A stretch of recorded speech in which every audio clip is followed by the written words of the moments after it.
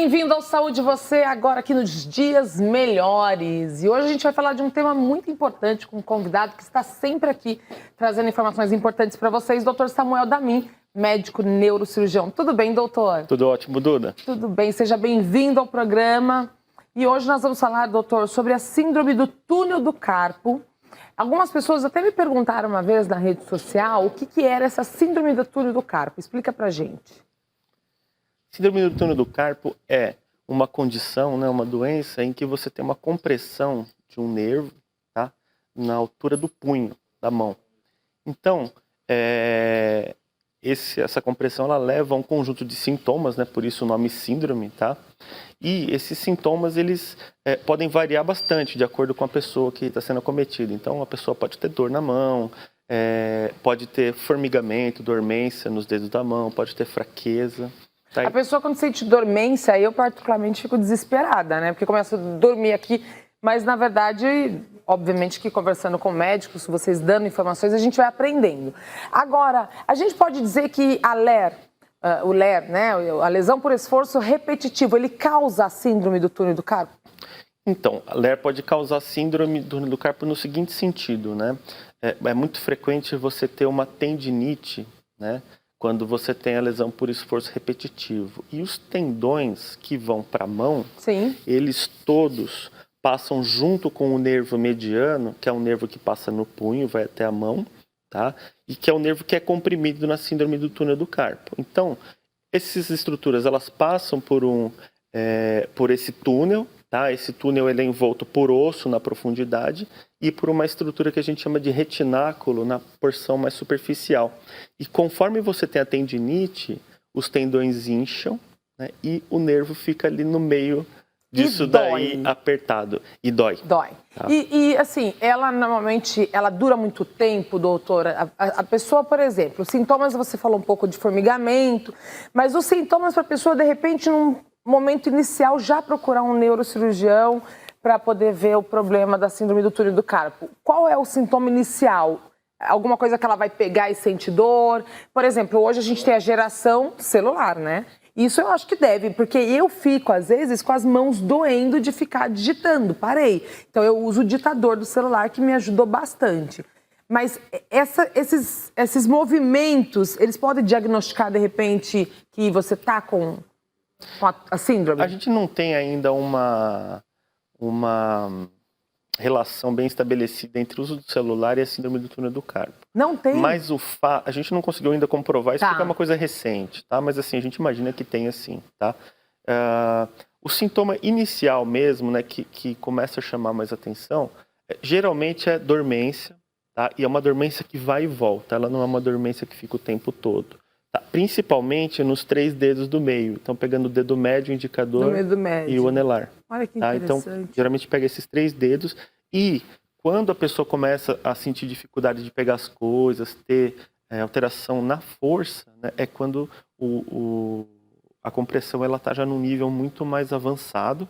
Tá? E eventualmente pode até ter indicação de tratamento cirúrgico, mas calma, né? Nossa, falou em cirurgia, o pessoal já começa a querer levantar e sair correndo, mas né? Mas calma. fica aí. Na maioria dos casos, né, os sintomas iniciais a gente consegue driblar, então, com algumas medicações e com o uso de uma tala em que a gente faz a imobilização, né? Não ingessa, é tala mesmo? Não, é uma tala que a gente consegue adquirir até em lojas de uma maneira bastante fácil, tá? Não precisa engessar.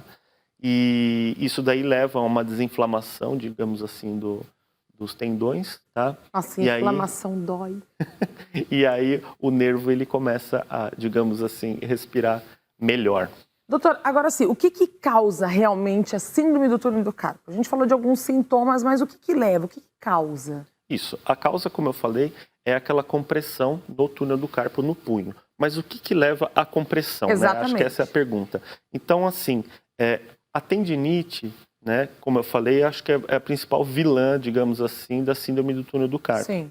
Outras doenças que podem levar à inflamação, tanto do nervo quanto dos tendões, elas podem participar na gênese, né, dos sintomas e da doença. Então, por exemplo, a gente tem pessoas com hipotiroidismo, né, então quem trata problemas da tireoide muitas vezes pode ter uma um inchaço generalizado, né? E isso pode gerar síndrome do túnel do carpo. Vamos lá. O tireoidismo pode levar a síndrome do túnel do carpo? O hipotireoidismo, sim. Inclusive, uma das manifestações típicas do hipotireoidismo é a síndrome do túnel do carpo. Tá? E aí, o que é interessante? Quando você tem uma causa subjacente, então, por exemplo, hipotireoidismo, algumas doenças como amiloidose, mieloma, alterações das globulinas, né? Então são doenças um pouquinho mais raras, tá? Sim. E até o próprio diabetes também pode levar. Agora, quando a gente trata geralmente essas causas subjacentes, precipitantes, né? Em geral, o túnel do carpo ele regride, tá? Então a doença ela tende a regredir. Ou seja, então, vamos lá, para entender, você que está em casa acompanhando, que sente a mão doendo, às vezes dá aquela dormência. Doutor, então a gente está dizendo que pode ser a lesão por esforço repetitivo, que causa tendinite e leva até uma síndrome do túnel do carpo. Em outros casos, de repente, ela é secundária, é uma doença primária. Então, diabetes, o hipotireoidismo. Então, assim, não é algo que acontece só na síndrome do túnel do carpo. Ela também pode vir de decorrência de outro tipo de doença. Não, é sistêmico. De fato, pode ser no corpo todo, né? E às vezes a manifestação aparece só ali. Né? Mas síndrome do túnel do carpo é só na mão? É só na mão. Tá. É só na mão. Agora, a gente tem outras síndromes compressivas que se parecem com o túnel do carpo em outros lugares do corpo. Então, no pé, por exemplo, a gente tem uma região análoga ao túnel do carpo, tá, chamada túnel do tarso. Em que a gente pode ter a síndrome do túnel do tarso, né? E os sintomas são parecidos. Agora, o que eu acho importante falar do túnel do carpo é o seguinte: o sintoma de alerta, o sintoma mais típico, geralmente, é quando a pessoa acorda à noite com a mão doendo e formigando, tá? Isso daí é um sintoma muito típico e muito compatível com essa síndrome. Quer dizer, se a pessoa está dormindo numa posição que... Porque às vezes você dormir em cima do braço... Eu já acordei dormindo em cima do braço e começar... Ai, nossa... E pronto, passou, dormi. Ou... qualquer posição que te incomode muito, mas se a pessoa está dormindo e ela começa a perceber que ela está acordando, aí já é um sinal.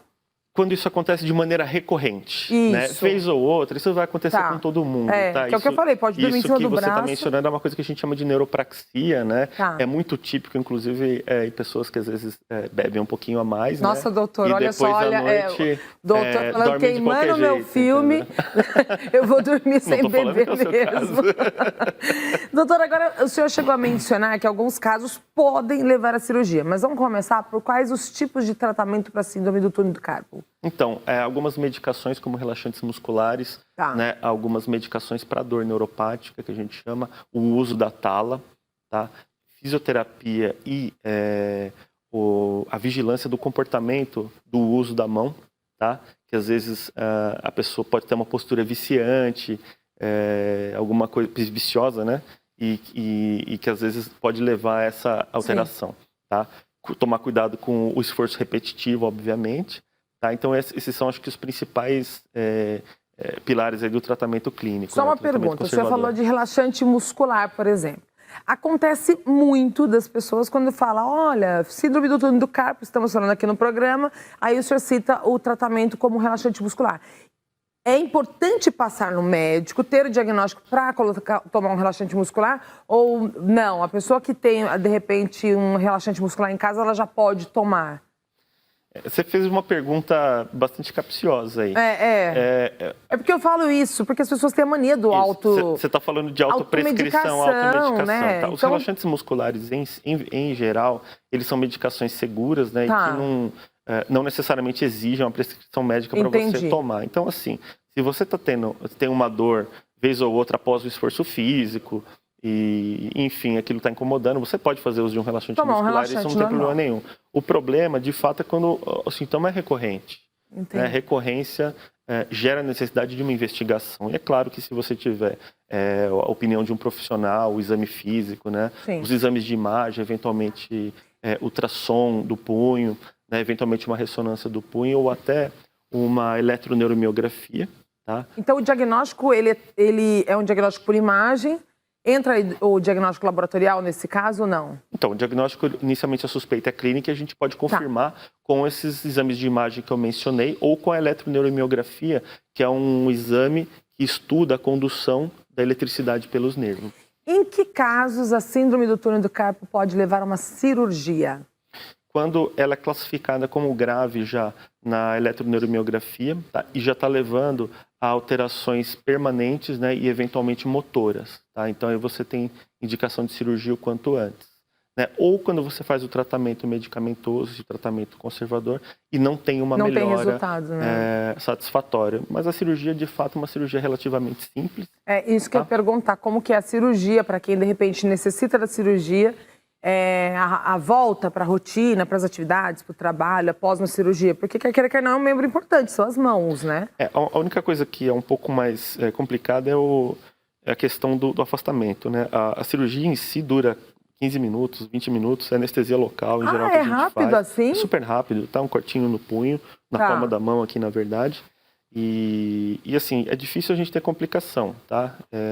Agora, eventualmente, quando você faz a cirurgia, você tem que ficar afastado durante um tempo, porque assim, você não consegue usar aquele membro, né? A gente tem pontos numa região que é de difícil cicatrização, tá? Então, você precisa resguardar, de certa forma, a mão, né? E o membro que foi operado. Entendi. E o que é muito frequente também é a pessoa ter um acometimento bilateral. Então, às vezes, as duas mãos estão acometidas. É claro que a gente nunca opera as duas ao mesmo tempo. Doutor, obrigada pela sua participação, bastante esclarecedor. E quem quiser continuar acompanhando, conhecer o Dr. Samuel, entra no nosso portal, programasaudevocê.com.br. Se quiser me acompanhar também nas redes sociais, @dudarodrigues.oficial. E eu quero agradecer a Isabel, que veio hoje me acompanhar aqui. A Isabel, ela é de Bariri. Bariri. Um beijo para todo mundo de Bariri. E a gente continua agora com os dias melhores.